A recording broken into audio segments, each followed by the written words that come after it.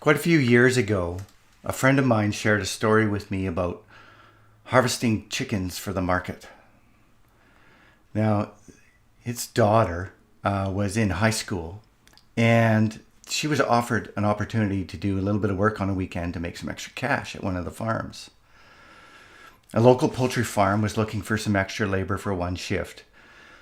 And so she would be working with her friend, and her friend's dad worked at the farm, and her grandparents operated a ranch, and so she'd spent lots of time on a farm and understood what that was all about and what farm work is like. So it all seemed fine. So she took the job. Now, when my friend picked up his daughter to come home, she was absolutely devastated, in shock. She didn't even want to talk. She just wanted to go home. And it took a few days for her to open up about the experience. The farm was killing a flock of caged, barn-raised chickens to send to market. And now, granted, this daughter, this young woman loves animals, all kinds, like cats, dogs, turtles, snails, insects. She always had a few of them in her care. But, she understood farming. So on the shift, though, she found out that what her job was going to be was to take the chickens out of their cages and those small cages that they had lived their whole life in, and carry them across the barn inside and throw them on an electrified conveyor belt where they would be processed for shipping to market. Each cage had 3 chickens in it, and they had spent their whole life in there, and it just had one little small opening that was big enough to pull one chicken through. Then she was shown the technique of how to do it. You open the door and reach in and grab the 3 chickens' legs and pull them back out through that small hole in the front with one arm. Then you go to the next cage, open the door, reach in, grab the chicken's legs, pull them back out through the hole. Walk over with these 6 chickens upside down, throw them onto the conveyor belt, and go back and get another 6. It was difficult to pull the chickens through that hole because they're flapping their wings and their wings are getting broken and they're squawking and the hole's not big enough. And then when you threw them on the conveyor belt, they didn't always die right away. It would take a little bit before the electricity finally got them. And when I was told this story, I'm not that squeamish, but boy, I was mortified. I thought it was cruel. And so I started looking into poultry farming practices, and I became aware of the differences between caged, cage-free, and open range. And, let's move beyond the trauma of killing the birds. I just thought, what's it like to be a chicken and live in those different conditions? And wouldn't the chickens that got the chance to go outside and run around and feel wind in their feathers and sun in their eyes and be able to run, wouldn't they be happier chickens and produce better quality eggs then? And higher nutrition value meat for me to eat? It just seemed to make sense. So ever since then, I've insisted that we only purchase in our family open range, free range eggs, and we source out local birds that live outside for meat. Now, it costs a little bit more. Well, it costs double, actually. The eggs that we buy in the store cost double of the cheapest eggs. But really, it's small. It's like $12 a month. It's a no-brainer to be supporting a better farming practice and a better life for the chickens and me getting better food. Seemed to make sense. And we do the same with our local produce. So to the extent that's possible, we source our produce from local farmers. That reduces our greenhouse gas footprint. We always go for organic because I can pass on the herbicides and pesticides in my food. Thank you very much. So I think it's really worth it to spend a little bit more to get a higher quality product and support better farming practices. I'm always blabbing about cumulative effects because cumulative effects are really the consequences of the choices we make today in the environment that we're in.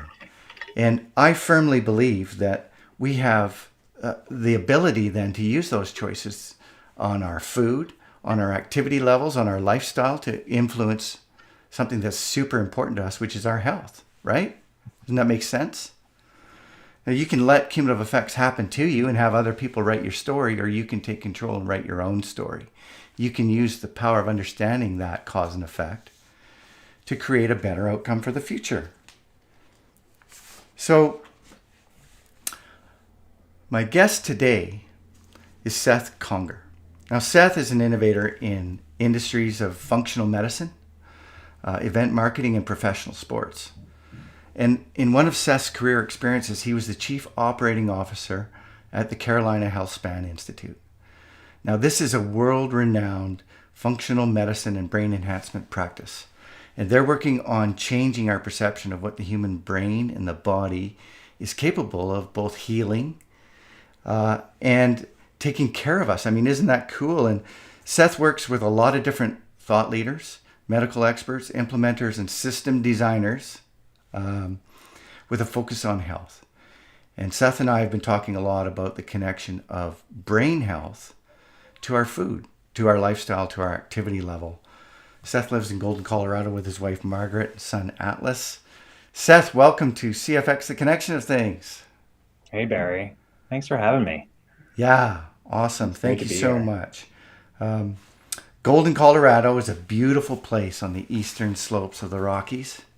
Yeah. And it's my understanding it's the ancient home, or the home of the ancient Pueblo people, and is still the home of the Ute and Arapaho Indian tribes. CFX, The Connection of Things, streams from Secwepemc-Ulu, which is the traditional and unceded territory of the Shuswap Nation in southern British Columbia, Canada. Mm. That's an important thing for us to connect to as we start talking about these things, I think, is that long connection of the land and the knowledge that's here and the people that have always been here. Absolutely. Yeah. So if you're watching the show and you're up for some blues, high five us with some emojis. Seth, we're going to cue the music. Are you ready for this? I'm ready. All right. Bourbon Blue on the street. Loose and complete. Let's get this show going.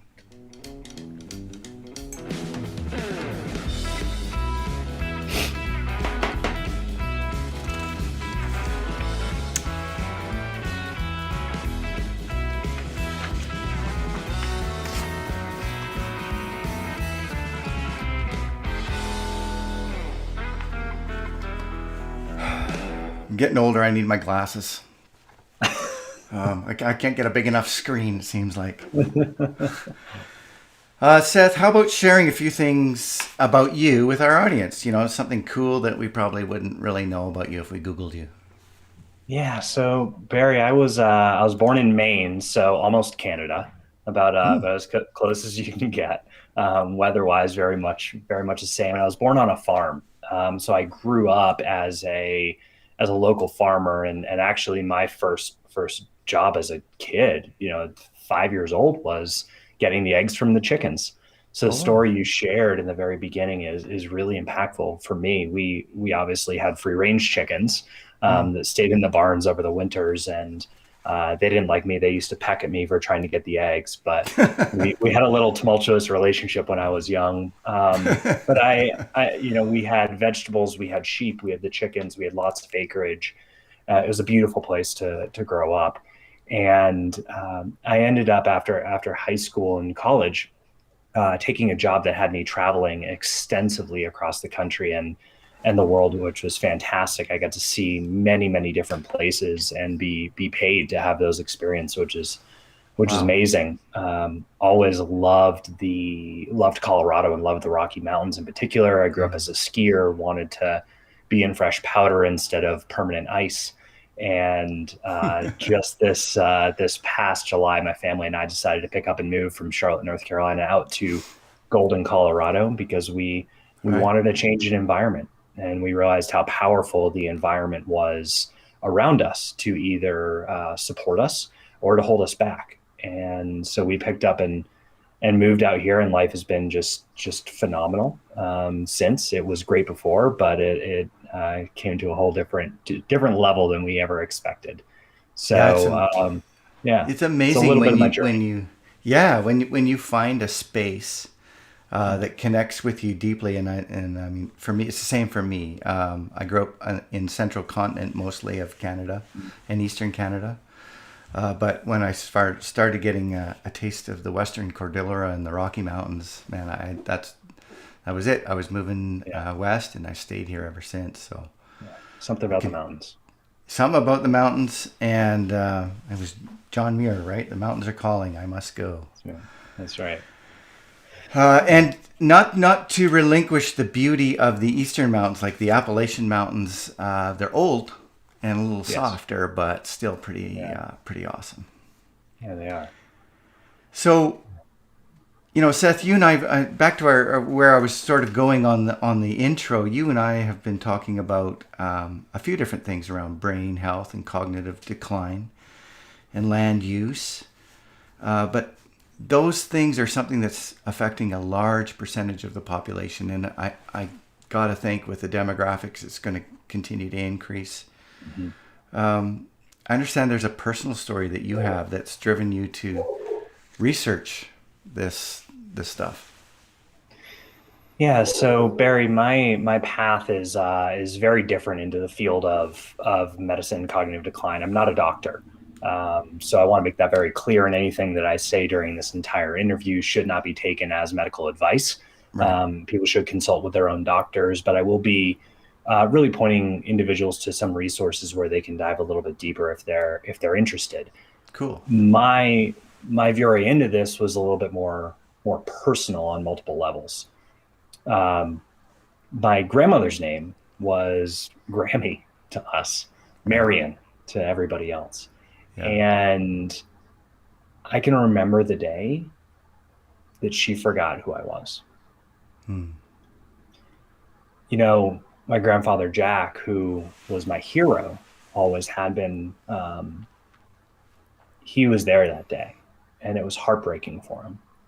And he Hmm. continued on for a number of years after that. And we started to see the same signs in him. Hmm. The cognitive decline come on. He would leave the refrigerator open or the stove on. He would run through red lights, forget where he was going in his own neighborhood. And he was this strong, independent man. He built a company and sold it at age 55. He worked for Colt Rifles during World War II, building and engineering some of the machinery and weapons that were used in World War II. Just an amazing, strong man, and to watch him start to decline like that was awful for all of us. But we had no idea what it was like for him and in his own mind. Yeah. And he knew where that path led because he saw it happen with his wife, my grandmother. Hmm. Right. And so he decided to take his own life. Oh my goodness. And Wow. that it was a shock and a relief to the whole family because we knew that he went out the way he wanted to go and he didn't want to struggle and suffer any longer. But it sent me into a journey of discovery of how did this happen? How did this happen to this man? And why, when he had the best doctors and the best care and the resources to be able to take care of this, why did this happen? Yeah. And it allowed me to open up a different perspective on the difference between healthcare and health. And it's very much the same as the difference between being rich and being wealthy. Uh, And being rich is having a high income. Being wealthy is sustaining your savings over a very long period of time and right. maybe trading something today for something tomorrow. Healthcare is about disease. It's about putting a band-aid over or treating symptoms. where health promotion is about choices you make every single day Yeah. that is going to be promotion for the long term. And that started driving me into this industry. There's a lot between there and where I've gotten now, but that was the real start for me. Wow. Thank you for sharing that. That's you're brave to be that vulnerable. I'm sorry to hear that.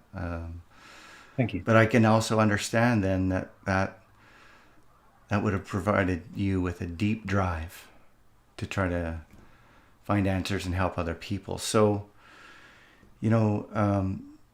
maybe can you share with us some of the things that you found about, why does this happen?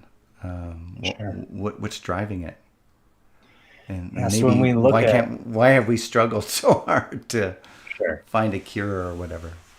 So let's kind of start at the top, and we'll start with some definitions. Okay. We've mentioned Alzheimer's disease. Alzheimer's Hmm. disease is a type of dementia. It Right. is the most prevalent form of dementia, but there are others: frontotemporal dementia, Huntington's disease, Mm. even Parkinson's is a type of dementia. And what that really means, dementia is it's a degeneration in the brain. So Right.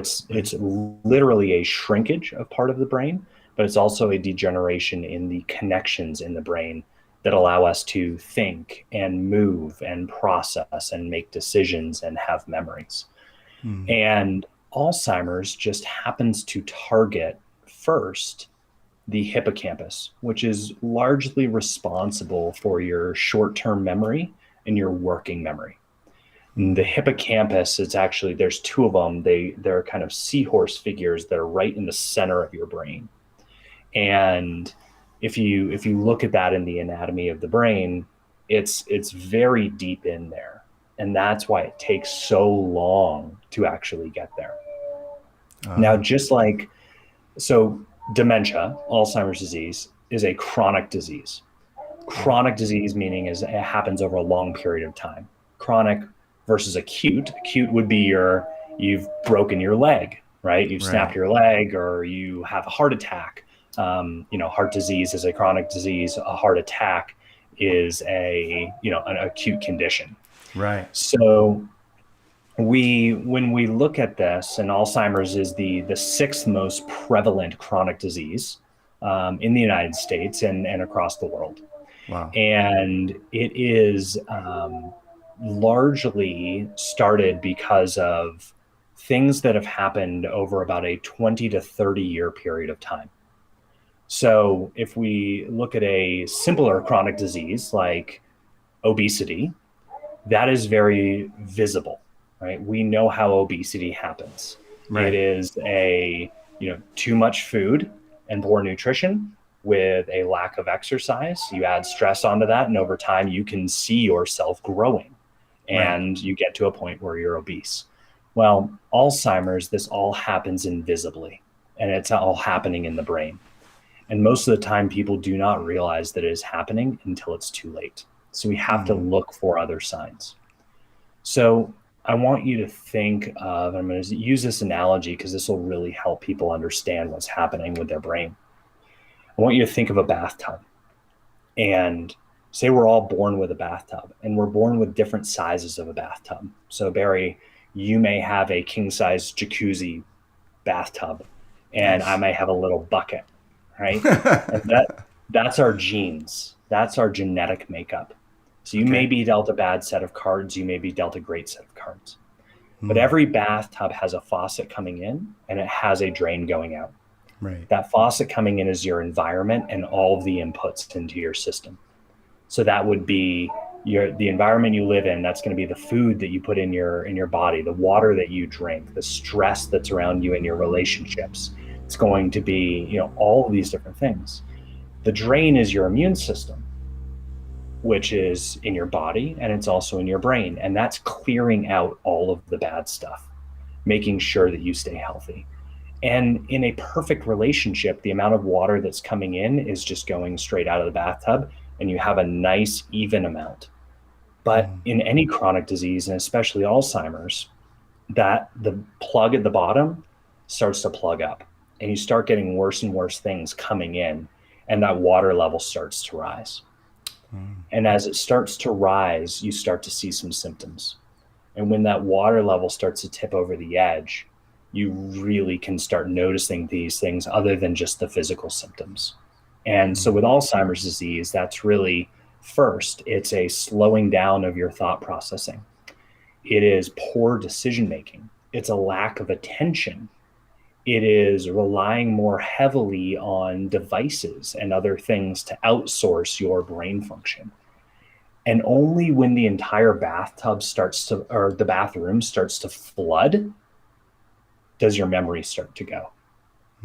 So memory, even though that is the single function, the single brain function that we associate with Alzheimer's, that is far down the line. You're already way past the point where you could have done something about it earlier. Now, the traditional system likes to just duct tape the door shut. What we need to do is we actually need to dive in a little bit deeper and understand what's coming through that faucet and why is that drain plugged. And so we know of over about 50 different items, everything from nutrition to toxins to lack of exercise to individual stressors, over 50 different items that can lead your brain towards degeneration rather than optimization. But no one of those things can do it on its own. Right. It's usually about 15 or 20 different in combination that can actually start pushing the brain or the water level to tipping over the edge. And it's a different 15 or 20 for everyone. So it's a very complex disease. And however, we can identify those things with enough digging. It's just that most people don't do that until it's too late and they already have those memory problems. So, yeah, what it sounds to me like it's a classic accumulating effect over a long temporal period, which is that's often the hardest to detect in anything because it moves so slowly. Like we see that with lots of things. Climate is a good example of that. It moves so slowly. It seems indetectable to us. And so what I'm doing today, I'm 54. What I'm doing today is making a difference about what, it's going to be like for me when I'm 84. Absolutely. Yeah. So that's that whole thing about writing your own story, understanding those connections, and probably, I think it's probably fair to say there hasn't been enough light shed on that, right? Right. There certainly hasn't.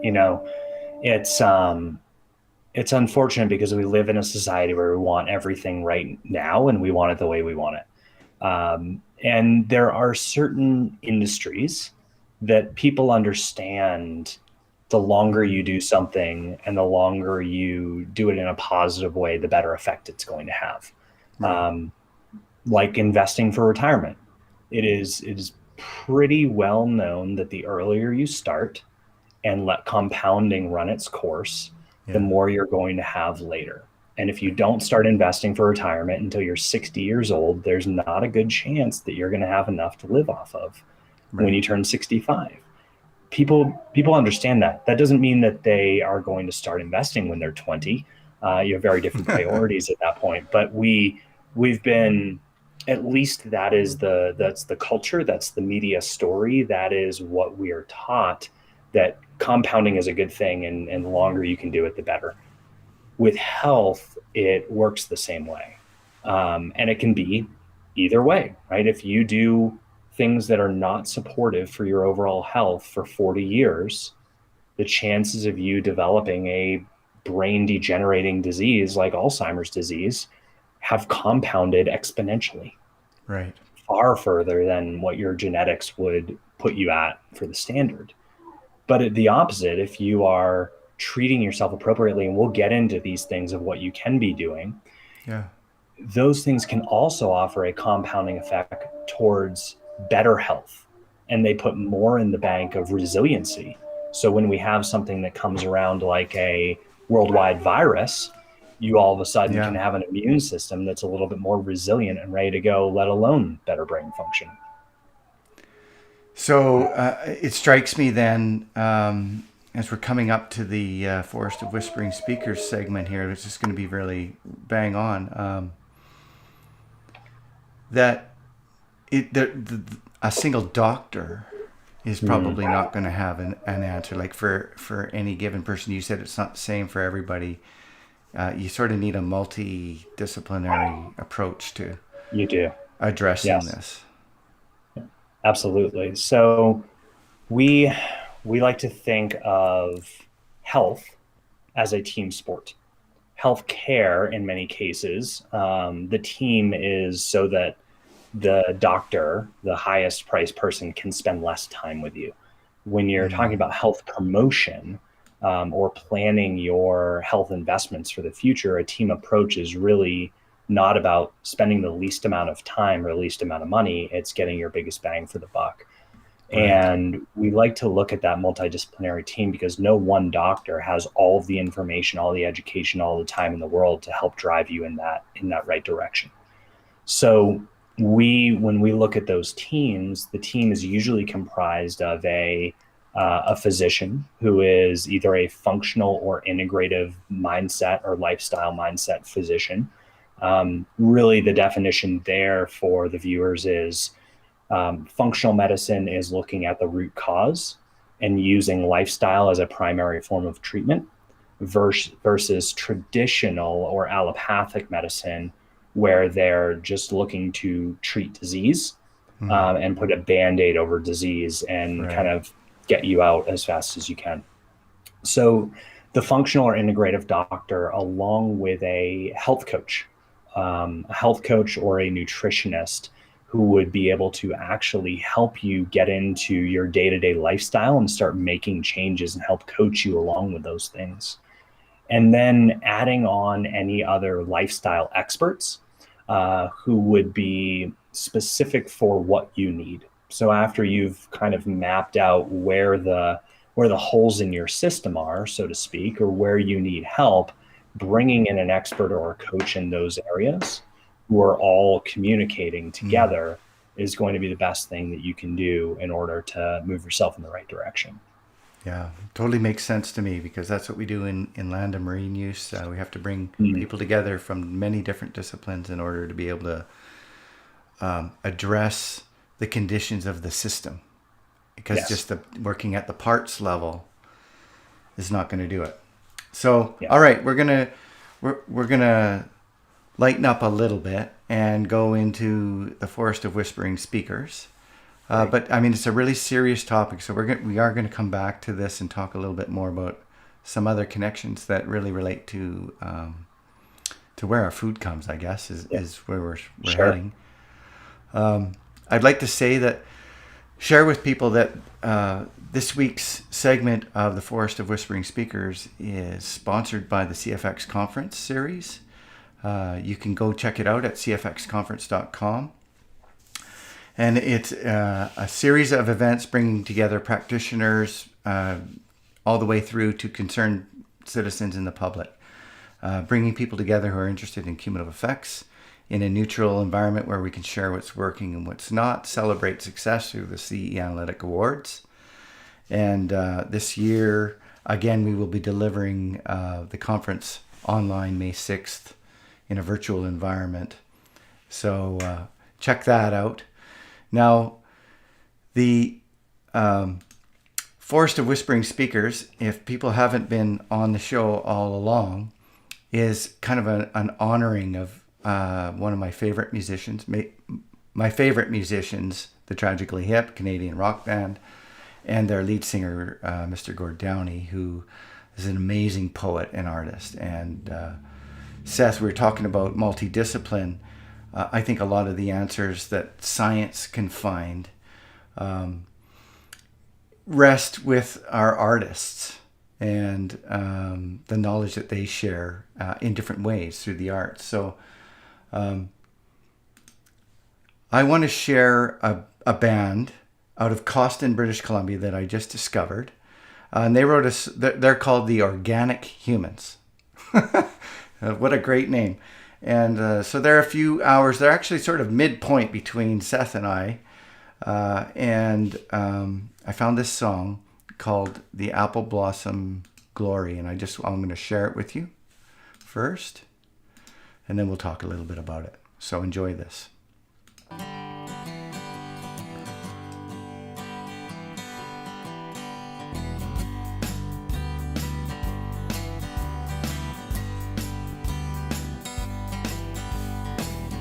Here you are, an apple blossom glory. Sit down and I'll tell you a story about a man who worked on trees all day. About a man who found a better way.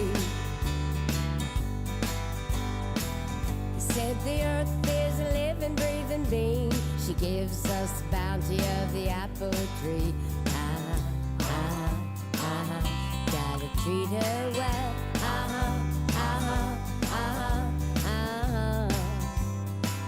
And watch his blossoms swell.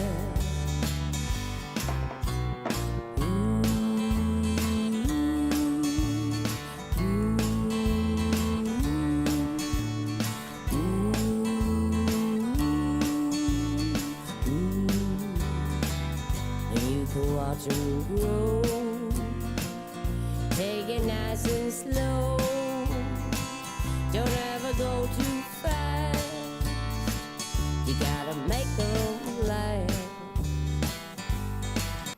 Okay, so sorry to interrupt because it's a pretty groovy song, but I just want to point out a couple things before we finish the rest of the tune. I love the fact that they're talking about the simple apple farmer who found a better way, and it's really going back to the way we used to do it. Farmers are the ones that largely make a lot of really important choices about the food that's available to us. And in that, the obvious lines about the bounty of the apple tree, and you got to treat the environment well. I talk about that a lot. I like that last line.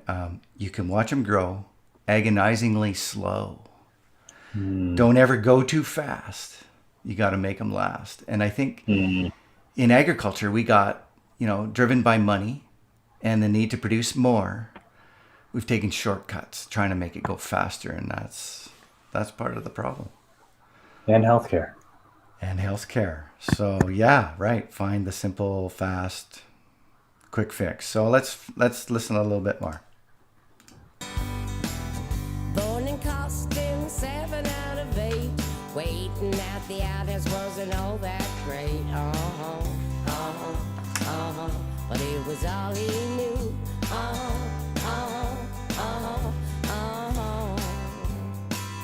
It was what people do. Began picking apples when he was 10. After school in a ladder till the sun went down. Reminds me of Seth. It was all he knew.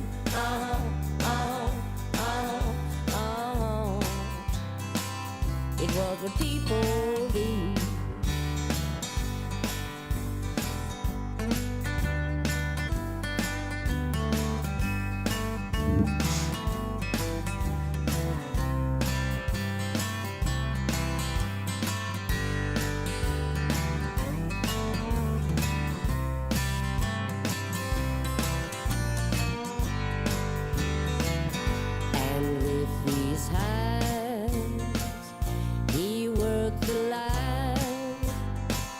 To feed his family in nature's harmony. All right, you can enjoy the rest of the song. Go online, check out Elam Wills on YouTube. That last part, and with these hands he worked the land to feed his family in nature's harmony. That's really working with it. I like the simplicity of it. And, we have to take some patience even in this show when we know we've got a fixed amount of time to just take some time and listen to some art. Good for the mind. Yes, it is. Music and lyrics and being able to express that way, I think, is probably very therapeutic for your mind. Absolutely. Yeah, there's an incredible amount of music therapy and art therapy. They've done studies that even pictures of plants in waiting rooms and hospital rooms can reduce the length of individual stays in the hospital. Wow. And playing soothing music, classical music as well. So Ah, it's incredible what it can do when we even get a hint of nature, let alone the real right. thing. Wow. Well, see, I've got my plants there behind me. Give me a little bit more oxygen. So really, I mean, it seems obvious to me that with like sort of there's a lot we could talk about. We'll never be able to cover all of it, but farming is a big part of the answer, right? Yes, it is. Yeah. So food in general, and when we look at many of these chronic diseases, very much so the top five or six, the main elements that are leading to this that you have control over is your lifestyle, and lifestyle is really built up into nutrition. It's built up into exercise, sleep, stress, and then your environment and your relationships. So those are the things that you can either be doing in a negative way or a positive way Mm, that are going to really impact your ability to be in control of your health or be reliant upon the disease care system. So, in speaking specifically about nutrition and more specifically about the fuel that we put into our bodies, right? You can't imagine your car being able to run appropriately on bad gasoline. It would be sputtering and it wouldn't make it very right. far. Yet Yeah. we constantly put things into our body that is the equivalent of bad gasoline. Mm. And those are the processed foods and the boxed foods and packaged foods that you find in the middle of the grocery store, rather than the fresh living things that we should be consuming, that we have millions of years of ability to consume. So Yeah. when we talk about nutrition, unfortunately, there's a lot of forces working against us, and one of that is what we call big food. There's big agriculture that we'll get into in just a Mm, second, but we have all these big things, right? So we have big pharma, we have big food, we have big agriculture, and what your viewer really needs to understand at the basis of this is that these corporations do not care about your health. They care about their bottom line. mm, The CEO has an absolute responsibility to have the best bottom line for the investors who are investing in the stocks of those companies. And it has nothing to do with the end user's health and a thought about that. But there are no, conglomerations that have organic food that you can go invest in and change around. So there's been a lot of marketing, tricky marketing, yeah. very interesting nutritional label uh, manipulation over the years that have unfortunately landed in a poor position for the consumer, in a lot of confusion and overwhelm as to what they should be eating, when they should be eating it, how much of it they should be eating, and what is going to be good for them for the short and long term. Mm, So, Barry, when we talk about food, we have to talk about where that food's coming from, yeah. how it's grown, and really the soil that it's being produced from. And so it's our belief when we're talking about these diseases at the very end stage, and we'll use Alzheimer's as the reference there, that the biggest impact we can possibly have on Alzheimer's disease down the road is actually by starting with better farming practices, because it's the current commercial farming practices, the monocropping, the fact that 60% of the food that Americans and Canadians eat comes from three crops: Oh, rice, corn, and wheat. Three crops. unbelievable. And unfortunately, with monocropping and spraying and tilling practices of commercial farming, we've killed the soil and we've turned the soil into dirt. And there's a huge difference between dirt and soil. Yeah. soil regenerates itself. It sequesters carbon. It grows beautiful plants that have huge nutritional value. Dirt, unfortunately, produces plants that have very little nutritional value.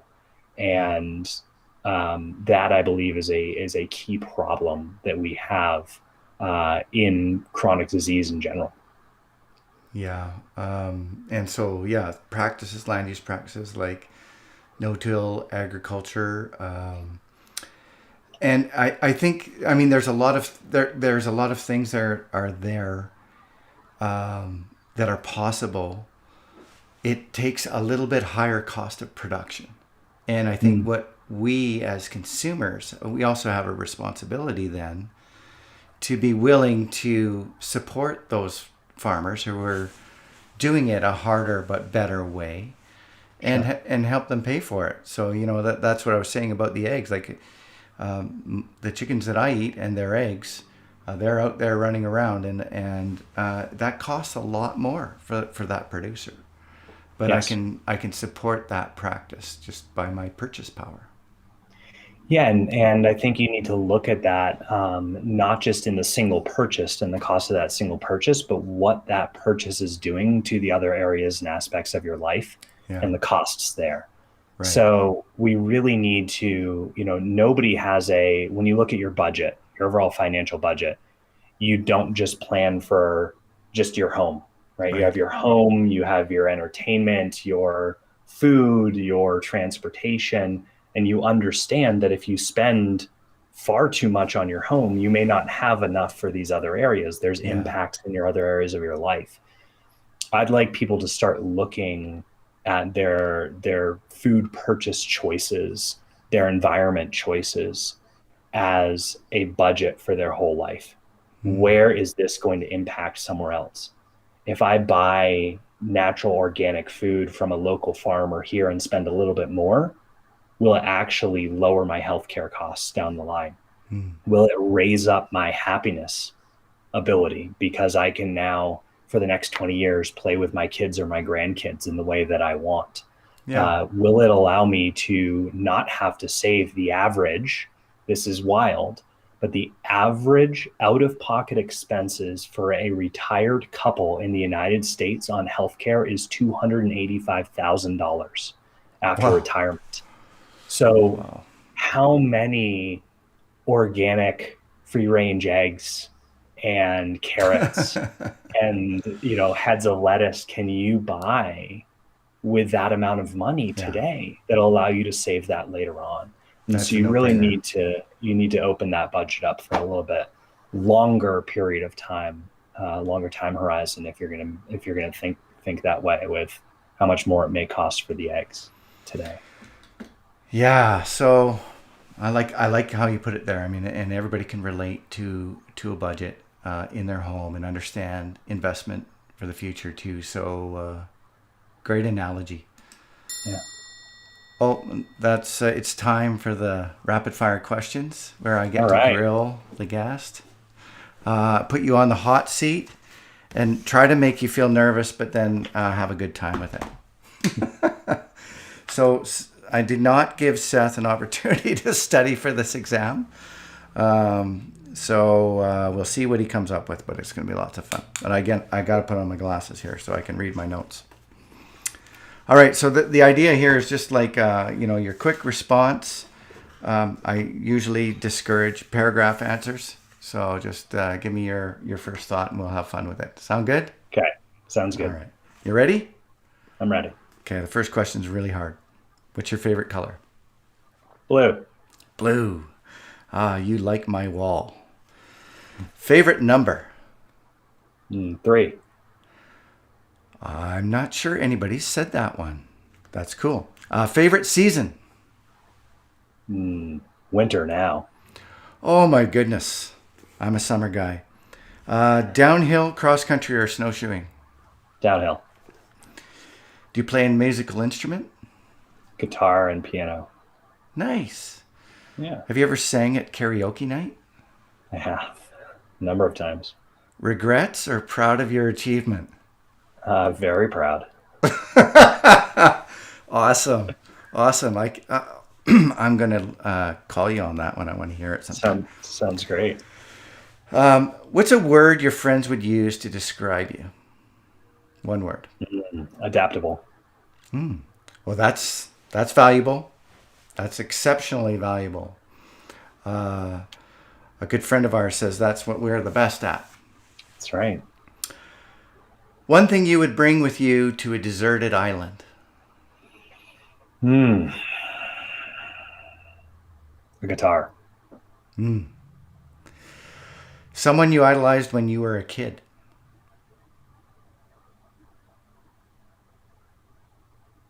My grandfather. Oh, good one. Good one. Yes, and he's still influencing your life. Mm-hmm. Who's a better driver, you or Margaret? Oh, me.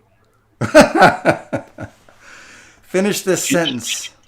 When I dance, I look like A white boy. good one. So is that like with the white man's overbite? You know, you saw me zipping back and forth. Yeah, Just do a lot of this. Just a lot of bouncing. just a Hands lot in of the pockets. bouncing. Nice. Wondering why I'm still over in the corner. Yeah. Who would star as you in the blockbuster movie Seth Conger? I've gotten a lot of lookalike comments. My favorite is Ryan Gosling, so love for him to star as me. Well, yeah, he's a good-looking guy, but he probably doesn't have your depth. I'm guessing that. I'll try to save the combo on that one. Seth, we've got. I've managed to corral you for a short period of time today, and I know that there are others waiting to talk with you today. So I'm going to bring the show around. But one quick question, if we can cover in a couple of minutes before we get to the CFX library, is I've heard you talk about the power of mindset. Yes. And you were talking about it earlier on. But, you know, are there some specifics about using our intentions or our feelings to, influence ourselves, but maybe even the others around us? Absolutely. So mindset in the programs that I've run in the past for individuals with all different stages of cognitive decline, we spend the first month working on their mindset. We find that we have to get a grip and change that around to a growth mindset rather than a fixed mindset. And that's the work of Carol Dweck before we can really make any other progress. We can't ask somebody to clear out their pantry and start over again with food choices and change the way they exercise and the way they sleep and choices like alcohol. If we can't change their mindset in the beginning and get them to focus on a more positive outlook. Right. So the intention that they have, and we ask people to journal about this on a daily basis, of who they are being. So not what they want to have. Everybody wants to have a better brain. They don't want to have Alzheimer's disease, but we ask people to switch it from a have, do, be mentality, meaning I want to have a good brain. If I have a good brain, then I will be able to do wonderful things in my life with my grandkids. And then I will be this bright, energetic, active person. We ask them to start every day with understanding who are they going to be today. So what is that going to express? How will they be that bright, energetic, active person? And being that person, what is that going to lead them to do that day? It's going to lead them to eat healthy lunches and dinners. It's going to lead them to exercise, to meditate, to get together with some friends and have some social interactions. And then finally, if you do those things, eventually you will have that better brain that you're looking for. And so it's a mindset shift of the natural currents that we've been taught for so long, that you're striving to have things rather than who are you being right now. Wow. So mindset's incredibly important. And actually, in paid programs, we won't work with people who are not willing to shift their mindset, because we know they won't be successful. Yeah, so that's how you write your own story. You be who you want to be today, Mhm. and let the rest of it unfold. And yeah, rather than waiting for some point in time, that the future is always the future, and That's the right. present is all we have. Really, That's right. good advice. Really good advice. Thank All you. right, let's get to the CFX library. I Yes. ask guests every week to share a link to, or a reference, or a report, or a study, or something that connects to the discussion that we've been having. That if somebody wants to read more about it, that you'd recommend. And so this week, you recommended a book called Food Fix. Yes. Can you tell us about that?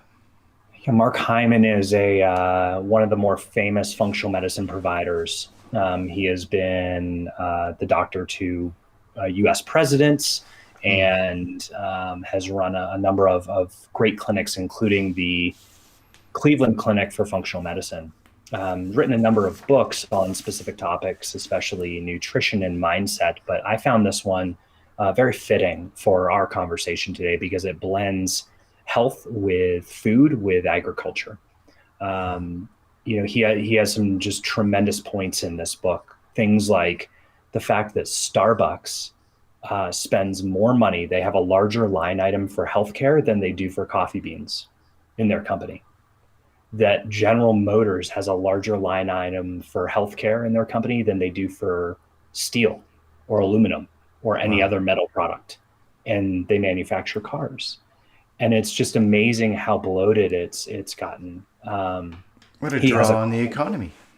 Yeah, and he comes to the same conclusion that we have buried today, which is moving more towards a regenerative agriculture practice is something that can have a massive impact on our overall health and the healthcare crisis that we're currently under in the United States and Canada. And he actually has I wrote this down for this moment, but there's a quote in the book that is based on a 2019, it's a very recent United Nations report that is $300 billion invested in regenerative agriculture would be enough to restore 900 hectares of degraded land in the world. It's about 5 million acres, not that much. It would build the soil. It would slow down climate change enough to give us 20 more years to innovate other climate change solutions. Wow. $300 billion is the total US global military spending in just 60 days.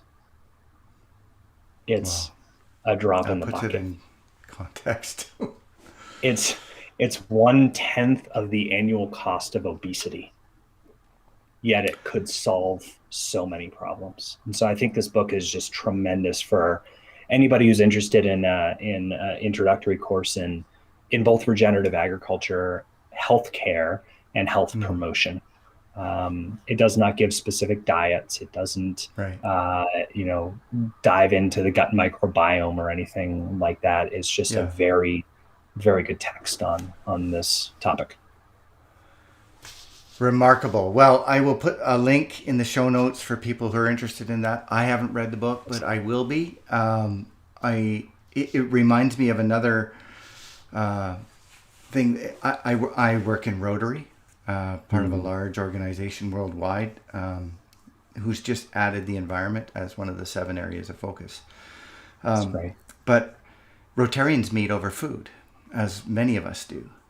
And the waste off of our plates is responsible for 1/3 of the greenhouse gas emissions from agriculture. Mhm. So if we just started ordering less and wasted it less, we could have a huge impact right there. And then now you're Yes, we talking could. about, the what I always say in the adaptive management loop is closing that circle and getting our economies to regenerate rather than just deplete. Awesome, awesome link. Thank you. Of course. I wish we had more time. Maybe we'll do I a ha- round two. we'll do a round 2 into the future, and we'll get Seth to bring his guitar for sure. I want to just make a shout out to our assistant producer, Sarika Mills, who's helping me schedule guests from a wide range of folks, including future leaders. And building on our show today with Seth and talking about all of these cool components of how food can be a major component in our health, next week's guest is Olivia Lamb, who's a sustainable baker in Ottawa, Canada. And she sources all of her ingredients from local farmers and then sells locally to the businesses in and around her. And so she's an innovator, a change maker, building on the kind of things that we're talking about, making it easier for people to make good choices, I'd say. Hit subscribe, smash that subscribe bell. Do it, because then you'll get, we're uploading a few videos every week now, and there's a ton of good information. Share this with those you know who will be interested. Seth, thanks so much for taking time out of your day. You're working on a lot of pretty cool projects. We want to follow along. If you want to get a hold of Seth, for now, work through me. Just let me know and I can connect you. Maybe by round 2, I don't know, you're working on a bunch of initiatives, so that's why we're sort of in a transition right now. So exciting to see what you're going to be able to do. Excellent. Well, Barry, thanks for having me on. This is a delight. Yeah, fantastic. It's been our pleasure. Have a great rest of your day, and have an apple.